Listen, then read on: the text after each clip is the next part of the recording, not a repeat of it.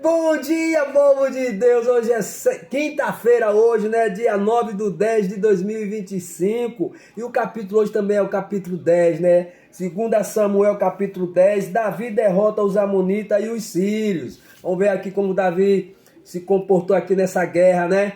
Vamos lá. E aconteceu depois disso que morreu o rei dos filhos de Amon e o seu filho Anon reinou em seu lugar.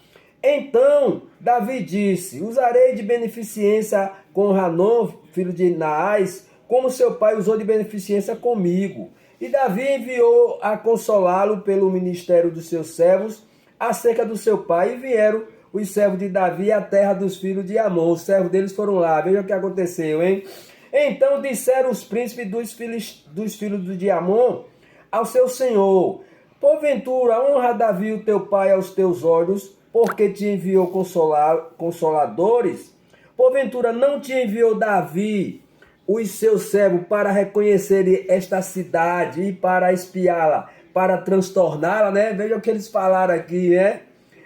Então tomou Arnon os servos de Davi e lhe rapou metade da barba e lhes cortou metade das vestes e até as nádegas e depois despediu, né? Que malvadeza eles fizeram, né? Vai pagar o preço. E o que fizeram saber a Davi, Davi soube, né? Este enviou a encontrá-los, porque estavam estes homens sobremaneira envergonhados. E disse Davi: deixa-vos estar em Jericó até que vos torne a crescer a barba. Então venha, né? Mandou eles ficarem lá em Jericó até a barba crescer.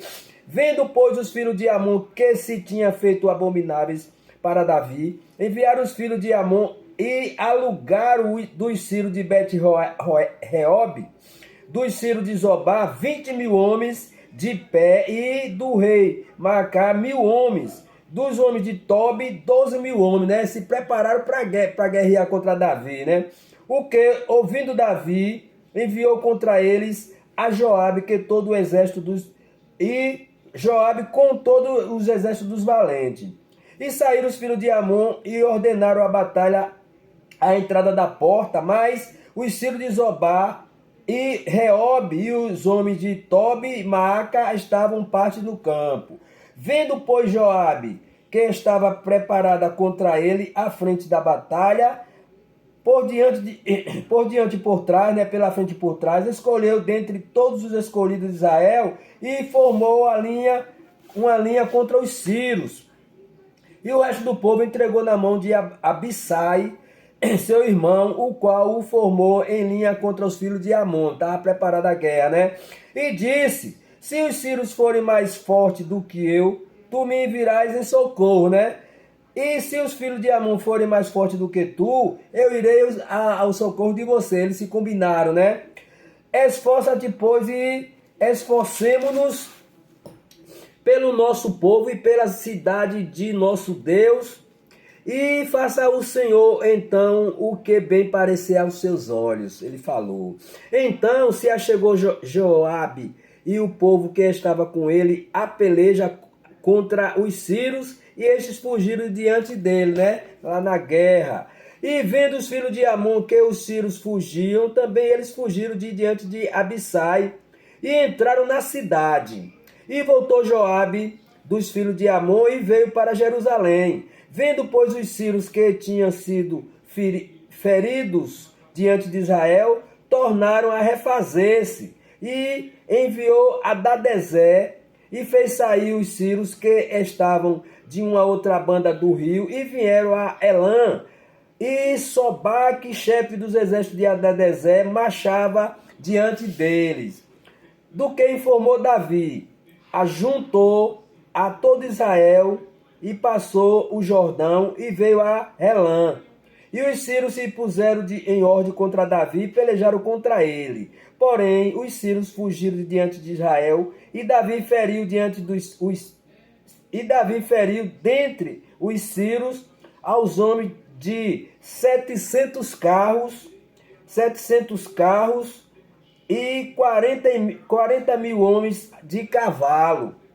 Também ao mesmo Sobaque, general do exército, feriu e morreu ali.